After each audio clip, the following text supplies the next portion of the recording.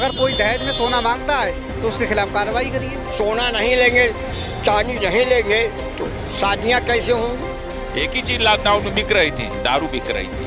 प्रधानमंत्री जी से एक चीज जरूर कहूँगा, भारत के अंदर जितने वीवीआईपी हैं सबके लिए ये होना चाहिए कि अकेले जनता को बेचना नहीं चाहिए। कि नरेंद्र मोदी जी आप हिंदू हो कि नहीं? नमस्कार, आप देख रहे हैं आगाज टाइम और मैं आपके साथ मिताली वर्मा। आपको बता दें कि आज हम जनता के बीच मौजूद हैं और कुछ अहम मुद्दों पर बात करेंगे जनता से कि क्या है जनता की राय। आइए जानते हैं कि जिस तरीके से प्रधानमंत्री का कहना है कि 1 साल तक सोना ना खरीदें और ईंधन बचाएं और वर्क फ्रॉम होम करें, उस पर आज हम जनता की राय जानते हैं कि जनता किस तरीके से उसको देख रही है। क्या कुछ कहना चाहेंगे जिस तरीके से प्रधानमंत्री हमारे कह रहे हैं कि 1 साल तक सोना ना खरीदा जाए? देखिए, कहीं ना कहीं विश्व युद्ध का जो प्रभाव है वो अब भारत में भी पड़ रहा है, या ये मिडिल ईस्ट इंडिया का जो प्रभाव है यहाँ देखने को मिल रहा है। हाँ, कि वो अब जो है युद्ध का जो प्रभाव है, इफेक्ट है, वो अब भारत पर भी पड़ने लगा है, जिसको एक तरह से इनडायरेक्टली माननीय प्रधानमंत्री जी ने अपने भाषण में ये कहा और जनता से अपील किया कि विदेशी यात्राएं ना करिए, सोना ना खरीदिए। तो इससे ये पता लग रहा है कि अब कहीं ना कहीं आर्थिक तंगी की ओर हमारा कहीं ना कहीं अपने चरम सीमा पर है। हाँ, महंगाई आप देख लीजिए, महंगाई का तो कोई रिकॉर्ड ही नहीं है। अब खुदरा दर भी बढ़ रहा है और लगातार महंगाई बढ़ती चली जा रही है, जनता परेशान है महंगाई से। और प्रधानमंत्री जी ने एक बात और कही कि सरकार जितना बोझ अपने सर पर ले सकती थी ले चुकी है, अब अतिरिक्त भार सरकार ले नहीं सकती, पेट्रोल और डीजल का प्रयोग कम करिए।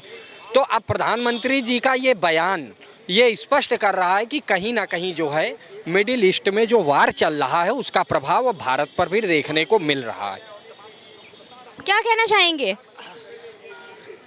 जिस तरीके से प्रधानमंत्री ने कहा है कि 1 साल तक ईंधन कम यूज़ करें और मतलब कि सोना ना खरीदें, वर्क फ्रॉम होम करें, तो क्या कहीं ना कहीं आपको लग रहा है कि लॉकडाउन के आसार दिख रहे हैं? नहीं, लॉकडाउन के आसार नहीं लग रहे हैं। देखिए, ये तो सभी पूरे वर्ल्ड में दिक्कत है, ऐसा थोड़ी है हमारे यहाँ ही दिक्कत है। और जनता को जो है ये जनता को तो मान लेना चाहिए। जनता के साथ साथ मैं प्रधानमंत्री जी से एक चीज़ जरूर कहूँगा, भारत के अंदर जितने वीवीआईपी हैं सबके लिए ये होना चाहिए कि अकेले जनता को बेचना नहीं चाहिए। इसमें जितने वीवीआईपी हैं एक एक विपक्ष जिस तरीके से प्रतिक्रिया दे रहा है, जिस तरीके से प्रतिक्रियाएं दे रहा है, उस पर क्या कहना चाहेंगे? नहीं, विपक्ष प्रतिक्रिया तो देगा ही। देखिए, विपक्ष में है तो विपक्ष तो काम ही है, बुराई करेगा ही करेगा। अगर जो नीतियाँ होंगी सरकार की उसके खिलाफ ही बोलेगा विपक्ष। मगर हाँ, ये जरूर है कि क्या नाम, भारत में जितने वीवीआईपी हैं एक एक मंत्री के पास 8-8, 10-10 गाड़ी काफिला लेकर के चलते हैं। जनता के पास इतना पैसा नहीं है जो कि 10-10 गाड़ी लेकर, जनता के पास ज़्यादा से ज़्यादा एक गाड़ी लेकर के चलेगा घर से अपने आदमी, एक व्यक्ति। इसलिए जो है सबसे पहले तो वीवीआईपी मूवमेंट पे जो है इस चीज़ का फोकस करना चाहिए प्रधानमंत्री जी को। अगर वीवीआईपी लोग सड़क पे पैदल चलेंगे, ध्यान कर, तब जनता चलेगी, तब जनता मानेगी हाँ वाकई में जो है हमारे यहाँ दिक्कत है, संकट है। इस चीज़ का जो है बहुत ध्यान देना जरूरी है। और रही बात सोने की, सोने में देखिए शादियाँ 1 साल तक ऐसा तो नहीं शादियाँ पोस्टपोन कर देगा, कोई शादियाँ पोस्टपोन नहीं हो, कुछ ना कुछ कोई भी अपनी बिटिया के लिए कुछ ना कुछ जेवर देगा, ठीक है, ऐसा तो है नहीं कि नहीं देगा। हाँ, ये है कि क्या नाम अगर आप वाकई में सोने की बात करते हैं तो सर्राफा एसोसिएशन को आदेश दे दीजिए, बंद करा दीजिए सोना। जब ना बिक्री होगी ना दुकानें खोलें, चांदी पे कोई रोक नहीं, चांदी बेच लीजिए, सोना मत बेचिए। या सीधे सीधे ऐलान कर दीजिए भैया, सीधे जो है शादियों में 1 साल तक अगर कोई दहेज में सोना मांगता है तो उसके खिलाफ कार्रवाई करिए। अगर आप कह रहे हैं इस चीज़ को तो सीधे सीधे आप, मैं तो कहता हूँ ये कानून ला दीजिए 1 साल के लिए। अगर कोई दहेज में सोना मांगता है, जनता खरीदेगी ही नहीं सोना। वरना आज की डेट में भैया कौन अपनी बहन बेटिया को जो है कुछ ना कुछ ना दे। क्या आपको लगता है कि आने वाले समय में महंगाई और बढ़ सकती है? बिल्कुल महंगाई बढ़ेगी, महंगाई कभी नहीं घटेगी। आज तक जो है महंगाई घटी नहीं है, जब जब बढ़ी है बढ़ती चली गई है, कभी महंगाई घटी नहीं है इस देश के अंदर और ना ही कभी घटेगी महंगाई। तो कहीं ना कहीं क्या चेतावनी दी जा रही है कि लॉकडाउन लगने के आसार हैं? कहीं ना कहीं आपको लगता है ऐसा? नहीं, लॉकडाउन नहीं लगने के आसार है। देखिए, लॉकडाउन तो जब कोविड काल चल रहा था तब लॉकडाउन नहीं लगाया, उसके बाद भी लोगों को राहत दी गई कि नहीं दुकानें और वो बंद नहीं रहेंगी। अभी जैसे ये बोला जा रहा है कि वर्क फ्रॉम होम करिए। वर्क फ्रॉम होम इसलिए कह रहे हैं कि क्या नाम तेल का संकट है, मगर उसके साथ साथ वही चीज़ मैं कह रहा हूँ ना, जितना भारत के अंदर मंत्री विधायक और जितने राज्यसभा सांसद, जितने सारे वीवीआईपी मूवमेंट, सबके लिए आदेश होना चाहिए। ये नहीं कि केवल जनता के ऊपर लागू आम जनता के लिए नहीं होना चाहिए सिर्फ। नहीं, वीवीआईपी मूवमेंट के साथ अगर वीवीआईपी आदमी अगर सड़क पे पैदल चलेगा तो जनता को एहसास होगा कि हाँ वाकई में हमारे देश में किल्लत है। प्रधानमंत्री के हालिया बयान से कितनी खुश है जनता और कितनी नाखुश है जनता, आइए हम जानते हैं। क्या कुछ कहना चाहेंगे, क्या कहना चाहेंगे जिस तरीके से प्रधानमंत्री ने बयान में कहा है कि 1 साल तक किसी भी तरह की खरीदारी ना की जाए और ईंधन की बचत की जाए? प्रधानमंत्री आदरणीय नरेंद्र मोदी जी ऐसे ऐसे शिगुफा छोड़ते हैं, मोदी हैं तो मुमकिन है। आप ये बताइए, आम जनता को कह रहे हैं कि सोना चांदी शादी विवाह में मत खरीदिए और तेल मत खरीदिए, तो आप बताइए देश के प्रधानमंत्री जी क्यों नहीं वही अपनाते हैं? क्यों आप जो है पूरे देश में होर्डिंग लगाए हैं अपना और अपनी छवि चमकाने के लिए रेलवे स्टेशन और पेट्रोल टंकियों पे वो खर्चा क्यों नहीं कम करते? और आप तमाम विदेश यात्रा करते हैं, वो खर्चा क्यों नहीं करते? ईस्ट इंडिया का संकट क्या यहाँ भी देखने को मिल रहा है? भैया संकट क्या, संकट है जो चाहेंगे संकट ला देंगे। संकट मोचन तो यही लोग हैं, यही लोग संकट पैदा करते। अब तक कहते थे कि बहन बेटियों को जो है अगर दूसरी सरकार बनेगी तो मंगलसूत्र छीन लेगी, भैंस आपकी छीन ले जाएगी। आज प्रधानमंत्री स्वयं बहन बेटियों का मंगलसूत्र छीनने का काम कर रहे हैं। आदरणीय प्रधानमंत्री जी पहले अपना वो आचरण अपनाइए कि आप जो बलाई खर्चा कर रहे हैं, फालतू का खर्चा कर रहे हैं। आपके मंत्री 10-10 गाड़ी लेकर चल रहे हैं, 20-20 रखाने वाले चल रहे हैं, सुरक्षा गार्ड लेके चल रहे हैं, बड़ी बड़ी गाड़ियां लेके चल रहे हैं। पहले उनको तो ये गाड़ी चलने की नसीहत दीजिए, चाहे केंद्र सरकार के मंत्री हो चाहे प्रदेश सरकार के मंत्री हो। पूरे देश में 15-20 जो प्रदेशों में आपकी सरकार है, हर जगह लूटम लूट मची है, घोर भ्रष्टाचार हो रहा, उसको क्यों नहीं रोक रहे हैं आप केवल जनता का खून चूसने का काम कर रहे हैं, जनता को केवल मना करते हैं। आप आए कभी साधु के वेश में और कभी जो है वो कौन सा ऋषि के रूप में, और आप आके प्रवचन देने लगते हैं, लेकिन आप अपने ऊपर क्यों नहीं आत्मलोकन करते हैं? आप तो बहुरूपिया हो गए हैं, गिरगिट भी शर्मा जाता कितने रंग बदलते हैं देश के प्रधानमंत्री आदरणीय नरेंद्र मोदी जी। आप केवल जनता के ऊपर जो है सारा अंकुश और सारा सब कुछ लगाना चाहते हैं। आप अपने मंत्रियों पे क्यों नहीं अंकुश लगाते? क्या कहना चाहेंगे कि आने वाले समय में आर्थिक संकट और बढ़ सकता है? आर्थिक संकट बढ़े के क्यों नहीं, जब अडानी अंबानी को सब पैसा दे रहे हैं। मैं बताना चाहूंगा कि 99% आम जनता का पैसा, सारा पैसा तो अडानी अंबानी के पास चला गया है। आप बताइए, आम जनता परेशान है, आम जनता को कहाँ मिल रहा? यानी गरीबी और बढ़ती जा रही, अमीर और अमीर होता जा रहा। इसके जिम्मेदार कौन है? ये तो आए थे, कहे थे कि मैं गरीब का बेटा हूँ, मैं अति पिछड़े का बेटा हूँ, मैं गरीबी बेबसी, 1 मिनट, गरीबी बेबसी में जिया हूँ। और आज आप इतने लाटसाह हो गए हैं, इतने राजा बाबू हो गए हैं कि पता नहीं कितने हजार जो है के हवाई जहाज से उड़ रहे हैं और विदेश यात्रा कर रहे हैं। वो फालतू खर्चा क्यों कर रहे हैं? अपने जनता को पहले जिम्मेदारी। आप भारत के चौकीदार कहते थे, आप कहते थे हम भारत के चौकीदार हैं, हम आम जनता के सेवक हैं, और सेवक को आप चूस रहे हैं। ये टैक्स लगा के, गैस सिलेंडर का दाम बढ़ाकर, तेल का दाम बढ़ाकर, महंगाई बढ़ाकर, भ्रष्टाचार बढ़ाकर आम जनता का खून चूस रहे हैं और इधर नसीहत पे नसीहत देते जा रहे हैं। अब जनता जान चुकी है आदरणीय प्रधानमंत्री जी, अब तो पीछा छोड़ दीजिए। तरीके से सोने की बढ़ती कीमतों की किल्लत देखने को मिल रही है और कहीं ना कहीं प्रधानमंत्री का कहना है कि सोने की खरीदारी न की जाए आने वाले 1 साल तक। तो उसको लेकर आपकी क्या राय है और किस तरीके से उसको देख रहे हैं? देखिए, इस देश में बहुत कुछ हो रहा है, हम कुछ कहेंगे नहीं। माननीय स्वर्गीय लाल बहादुर शास्त्री नरेंद्र मोदी जी नहीं बन सकते। कोरोना काल में इन्होंने क्या नहीं कहा, रास्ते में लोग मर गए, कट गए, चले आए, कुछ बेचारे चले गए, बाद में लास्ट में इनकी नैतिकता क्या रही? अब सोना नहीं लेंगे, चांदी नहीं लेंगे तो शादियां कैसे होंगी? इसका मतलब नरेंद्र मोदी जी ने तो अपनी पत्नी छोड़ दिया और दूसरे की भी छोड़वाना चाहते हैं। ये देश की बड़ी बड़ी विडंबना है कि ये जो कहे वही ठीक है, दूसरा कोई कहे तो नहीं ठीक है। तो क्या आने वाले आर्थिक समय में क्या जो है कठिनाइयाँ और बढ़ने वाली हैं इसको देखते हुए? कठिनाई, आप कठिनाई नहीं देख रहे क्या? अरे कितनी बड़ी कठिनाई देखेंगे। कठिनाई देखते देखते तो हम शायद 4 साल से देख रहे हैं, हिंदू हिंदू हिंदू। अटल बिहारी हिंदू नहीं थे, नानाजी देशमुख हिंदू नहीं थे, मुरली मनोहर जोशी हिंदू नहीं थे। हिंदू का तकमा लगा करके माननीय नरेंद्र मोदी गुजरात से चले। क्या अब तो प्रश्न चिन्ह लगा रहा हूँ कि नरेंद्र मोदी जी आप हिंदू हो कि नहीं हो। कहना चाहेंगे, एक सवाल है हमारा आपसे कि जिस तरीके से भंडारे में जात पूछ के प्रसाद दिया जा रहा था, तो वहाँ पर एक मुस्लिम शख्स पहुँचा और उसको वहाँ से भगा दिया गया, और यही अगर हिंदू कोई करता है तो वो जात पात नहीं पूछता है, तो इसको लेके क्या कहना चाहेंगे? क्या जातिवाद को किस तरीके से लाया जा रहा है? कहीं ना कहीं जातिवाद बढ़ता जा रहा है। ये जब तक ये 2027 का चुनाव हो नहीं जाएगा, इस तरह के राजनीतिक एक्सपेरिमेंट समाज में होते रहेंगे। किसी तरह से धार्मिक ध्रुवीकरण हो सके, वोटों का ध्रुवीकरण हो सके, जातियों का ध्रुवीकरण हो सके, इसलिए ऐसे राजनीति से प्रेरित कार्यक्रम रखे जाएंगे और समाज में विदेश जहर घोलने का काम किया जाएगा।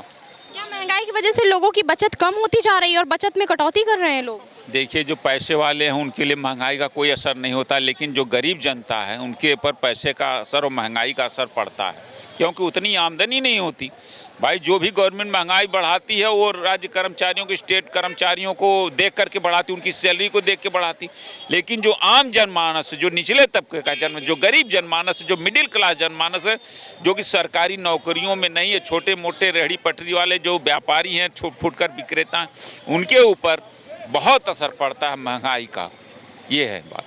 कहीं ना कहीं शराफा मार्केट के जो भी कारोबारी हैं उन्होंने आज विरोध प्रदर्शन किया है और विरोध जताया है कि अगर वो अपनी दुकानें बंद कर देंगे तो वो खाएंगे क्या, वो तो रोड पर आ जाएंगे। देखिए, प्रधानमंत्री मोदी जी ने लोगों से अपील की कि ज्वेलरी न खरीदें, लेकिन उन्होंने ये नहीं कहा कि आप शराब न खरीदिए।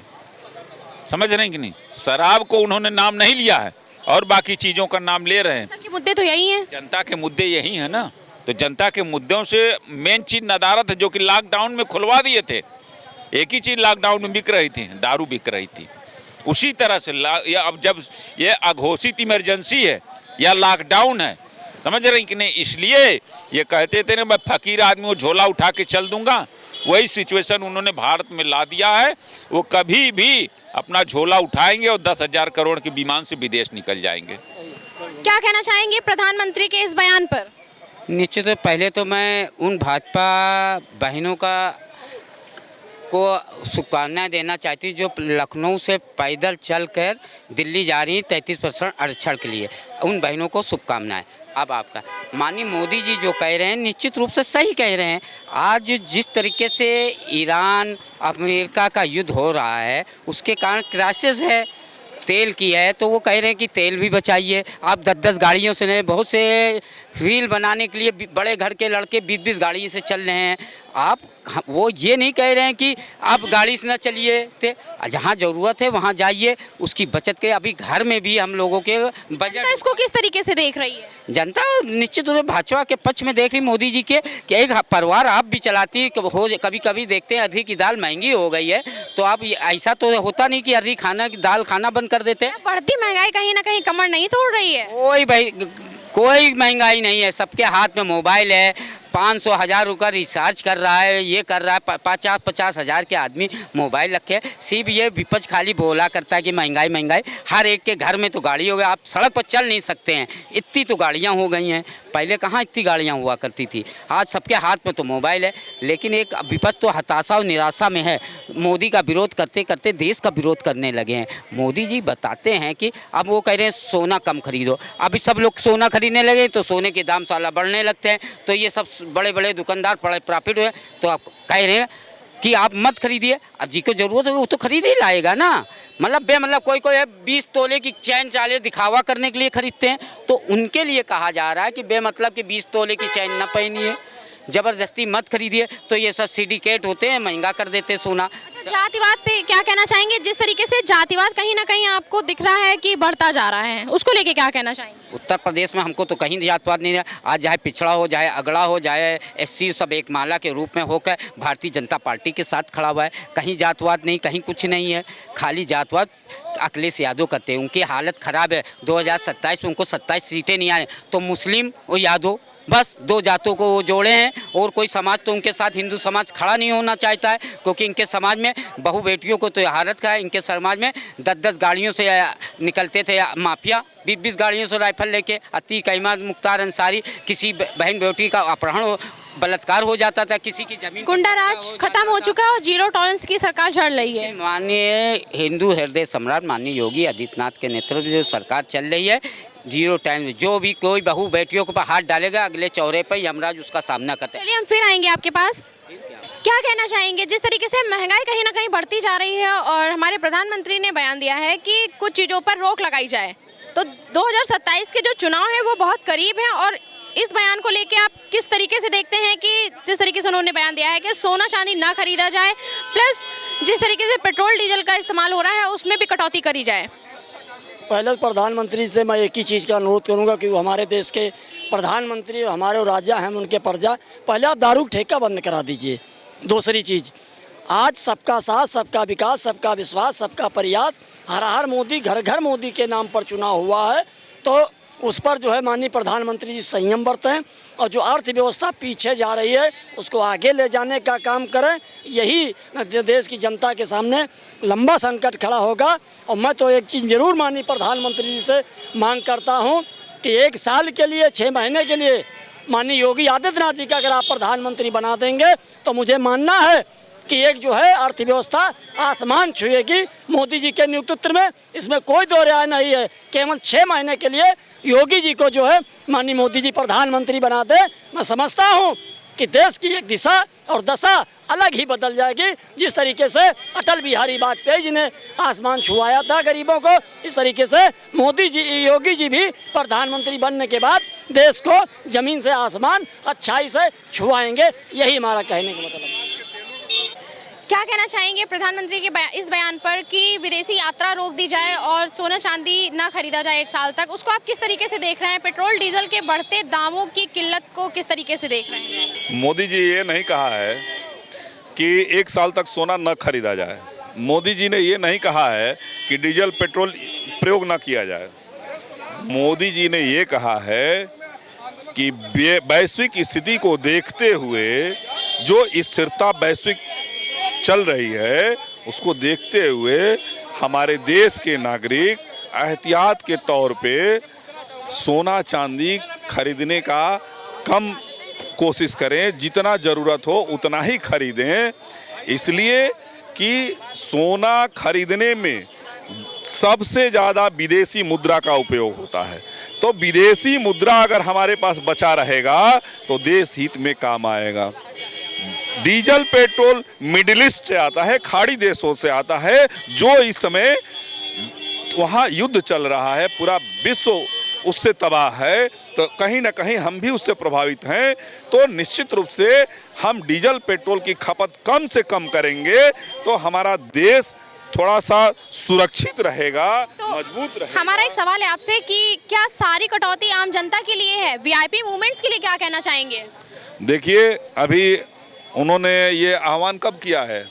परसों किया है ना।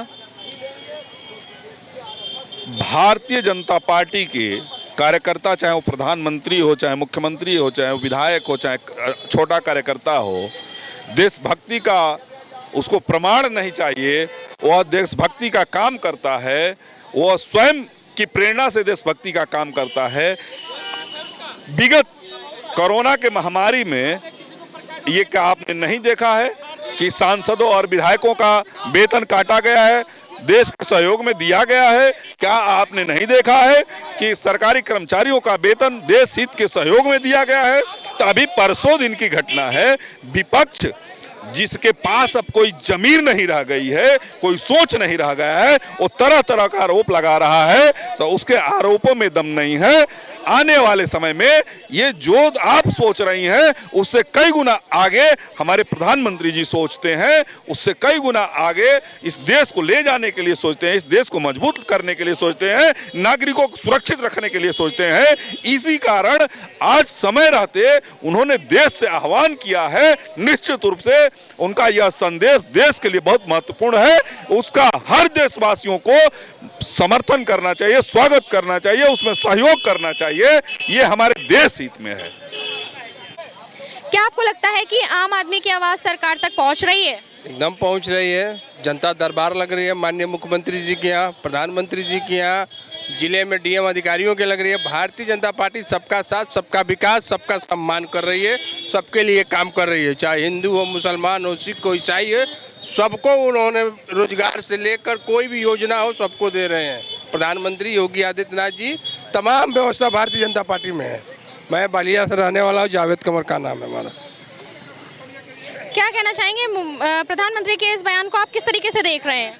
सोना चांदी के लिए सोना, तो सोना के लिए तो ये कम से कम घरों पीछे ये महिलाओं के लिए जो शादी विवाह में रहता है हिंदू धर्म के हिसाब से बहुत ज़रूरी हो जाता है लड़की को देना, या शादी विवाह में ब्याह के टाइम में रहना बहुत ज़रूरी है। हिंदू का मतलब हुआ, तो इसमें फिक्स कर देना चाहिए कि कानून के हिसाब से कि कितना हर घर में इतना होना चाहिए, इससे ज़्यादा नहीं होना चाहिए। नोटबंदी से तो पैसा नहीं है, इसको रुकावट अगर डाला जाएगा तो फिर दिक्कतों होगी। और ये बड़े बड़े पैसा नोटबंदी से सब खर्च के रख लिए हैं, इसलिए सोना चांदी तो मौका पा ही नहीं रहा है, महंगा भी हो गया है। तो इस पर कानून लागू कर देना चाहिए कि सीमित हो जाए कि घर में कितना रखना है। कहना चाहेंगे 2027 में किसकी सरकार चाहते हैं आप, सपा या बीजेपी?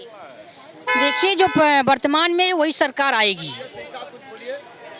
इससे ये गवर्नमेंट से जनता बहुत हताशा और निराशा नहीं है। जो पूर्ववर्ती सरकार आई है वो चली गई है। 2012 से 17 तक मैंने देखा है, यहाँ से चौराहा नहीं जा पाती हमारी बहन बेटियाँ। जीरो टॉलरेंस की जो सरकार है उसमें महिलाएं बिल्कुल स्वतंत्र हैं। महिलाएं स्वतंत्र आज तो जा सकती हैं। आज 11 बजे, 12 बजे, 10 बजे, सुबह 4 बजे निकल तो सकती हैं, 5 बजे निकल सकती हैं। पहले चौराहा पार नहीं करना, छेड़छाड़ हो जाता था, दुनिया को उपद्रव होता था। ये पूर्ववर्ती सरकारों में होता रहता था। तो क्या लगता है आपको, बीजेपी सरकार एक बार फिर से अपना परचम लहरा लेगी और यूपी में कमल खिल जाएगा? प्रचंड बहुमत की योगी आदित्यनाथ जी की सरकार बनेगी। ये हताशा और निराशा कांग्रेस और सपा हमेशा ही रहेगी। तो ये थी जनता की राय। क्या सीधे महंगाई से इस पे असर पड़ेगा या कहीं ना कहीं महंगाई से बचत के लिए ऐसी जो बयान आए हैं, इन बयानों पर किस तरीके से आम जनता काम करती है? जनता का कहना है कि कहीं ना कहीं ये सरकार की सफलता का एक प्रमाण है। देखते हुए समय में जिस तरीके से महंगाई बढ़ रही है, आने वाले समय में इस तरह की जो चीज़ें हो रही हैं, आर्थिक संकट बढ़ रहा है, वो कहीं ना कहीं इसकी कटौती के लिए ऐसा किया जा रहा है। आम जनता कुछ चीज़ों से बहुत खुश है। बस जनता का ये कहना है कि महंगाई पर कोई ठोस कदम उठाया जाए और महंगाई को थोड़ा सा कम कर दिया जाए। हमारे साथ बने रहिए, आप देख रहे हैं आगाज़ टाइम। कैमरा पर्सन अमित के साथ मैं मिताली वर्मा, लखनऊ।